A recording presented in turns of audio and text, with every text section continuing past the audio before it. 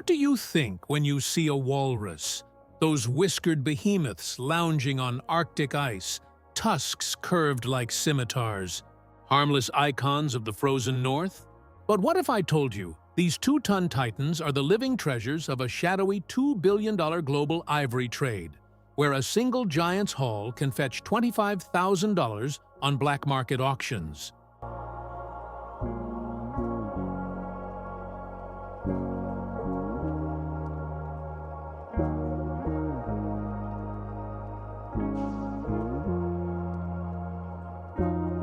I've chased stories from Siberian shores to Alaskan outposts, and this one's a beast. Join me as we uncover how the perilous hunt for these underwater banks of ivory feeds a ruthless industry that balances on the edge of extinction.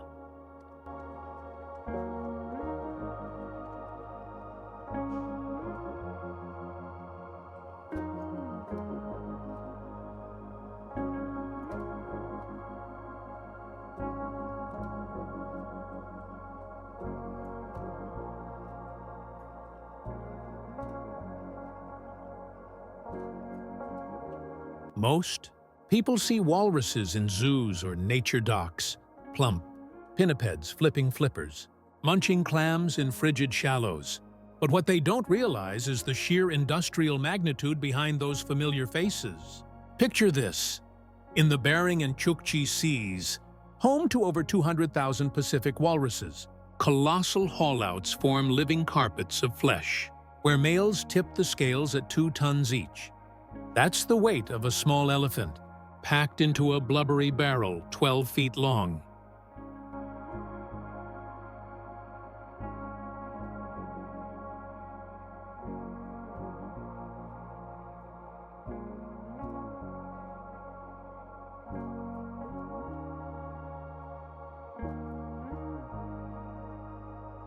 I stood on the wind-swept cliffs of Round Island, Alaska, binoculars pressed to my eyes, as the air thickened with their guttural roars, like 1,000 foghorns in chorus.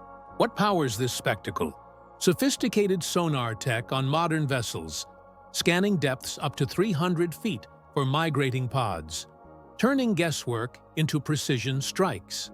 It's a technical marvel, these floating cities of steel slicing through pack ice, crews of 10 hauling in 50-ton catches per trip.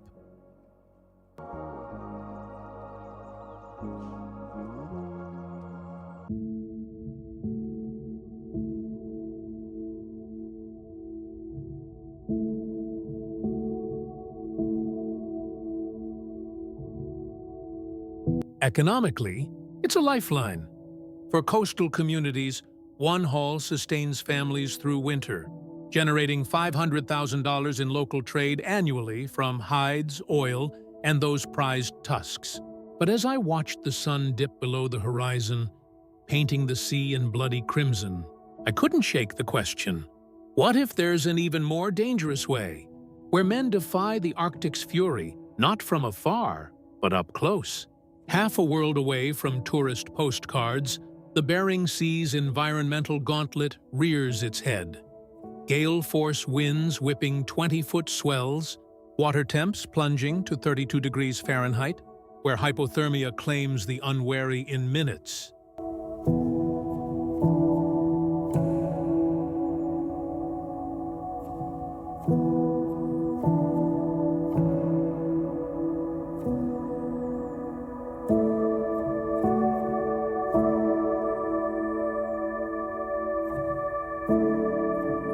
I've been there, salt crusting my beard, heart pounding as rogue waves threaten to swallow our 40-foot trawler whole.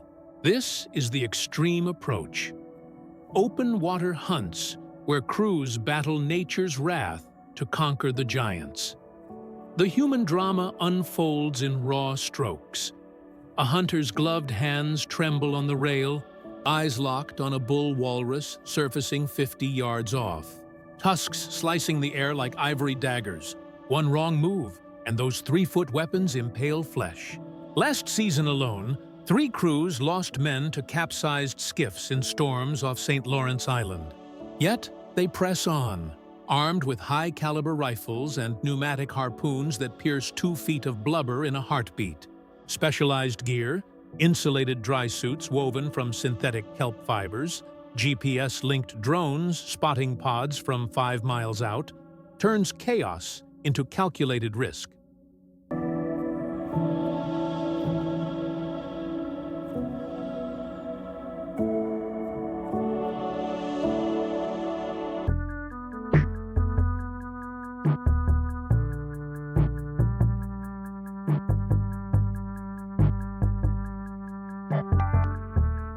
The reward? Monumental. A single 2-ton behemoth yields 1,500 pounds of meat for subsistence, plus tusks worth $25,000 on the premium carve market, enough to fund a village's school for a year. Per trip, top crews net $100,000, battling 40-knot gales that shatter ice like glass. But as the engine growled back to life, dragging our prize through churning foam, I wondered, how do traditions endure when the old ways whisper of simpler, yet no less perilous, hunts?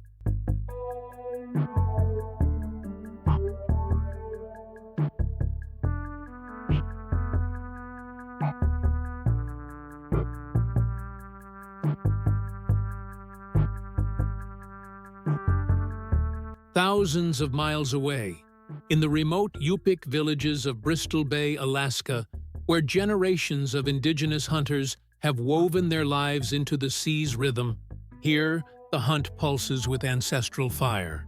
I paddled alongside elders from Togiak, their skin boats, umiaks framed in driftwood and stretched with sea lion hides, gliding silently toward haulouts under midnight sun. No roaring engines, just the creak of oars and the sharp tang of kelp on the breeze. Simple tools yield big results. Hand-forged copper harpoons, tipped with sharpened walrus bone, launched from kayaks mere feet from the beasts. One thrust, guided by stars and whispers of wind, fells a 1-ton cow in seconds, her bellow echoing like a dying thunderclap. Generational knowledge is the true weapon. Old man Kupkugiak, his face etched like weathered ivory, shared tales of his grandfather's 1920s hunts, teaching sons to read wave patterns that predict a pod's path, ensuring a 90% success rate with zero modern tech.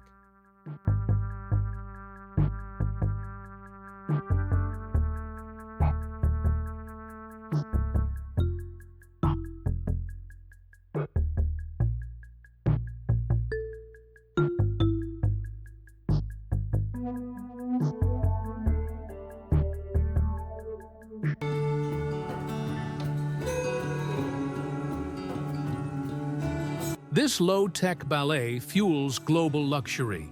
Tusks bartered in village co-ops, hides cured into drums that beat in New York galleries. What surprises? That single tusk, carved with Yupik motifs, sells for $5,000, sustaining 200 families yearly in a $10 million cultural economy. As we hauled the catch ashore, the texture of warm blubber slick under calloused palms, I felt the thread connecting micro-village rituals to macro-market forces. Yet, across the globe, the walrus transforms into exclusive alchemy, where raw power becomes coveted prestige. I slipped into a dimly lit Anchorage auction, air humming with whispers of old money, to witness the premium unveiling.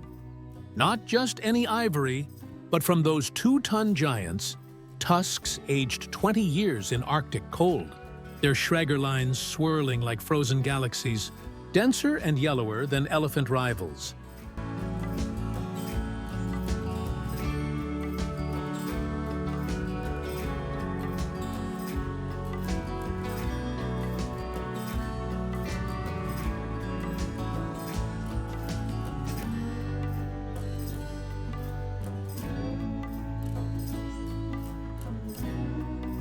What makes it rare? The meticulous process.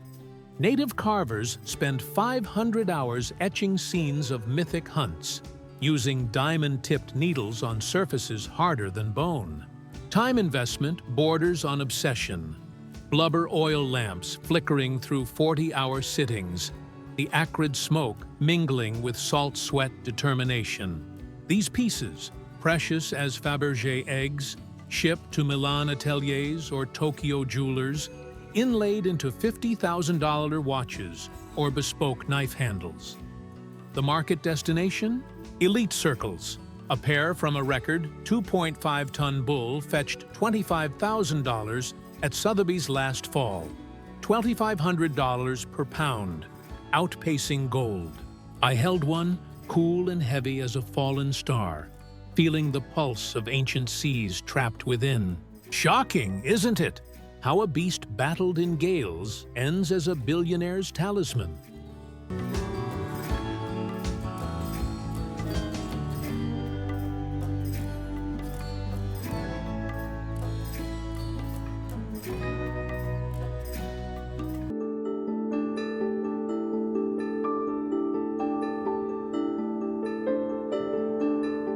But shadows loom over this ivory empire.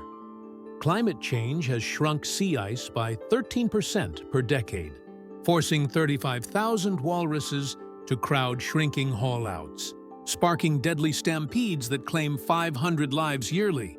Over-harvesting whispers too.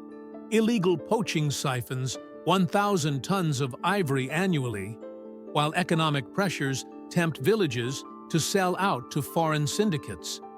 I've grilled marine biologists in Nome. Their data's stark. Populations dipped 30% since 2000. Yet innovation rises like dawn over the Chukchi. Quotas enforced by satellite-tagged harpoons limit takes to 4,000 animals yearly, while AI drones map migration routes, boosting sustainable yields by 25%. Biodegradable lures and lab-grown ivory prototypes promise profit without plunder. The balance? Profit versus planet. $2 billion trade versus ecosystems that cool our warming world.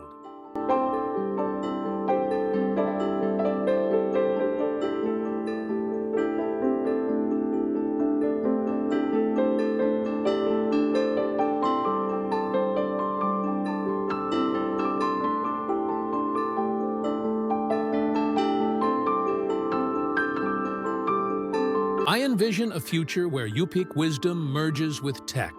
Resilient herds thriving, hunters as stewards, not slayers. It's possible if we act. We began with those whiskered wonders on the ice, questioning their quiet might.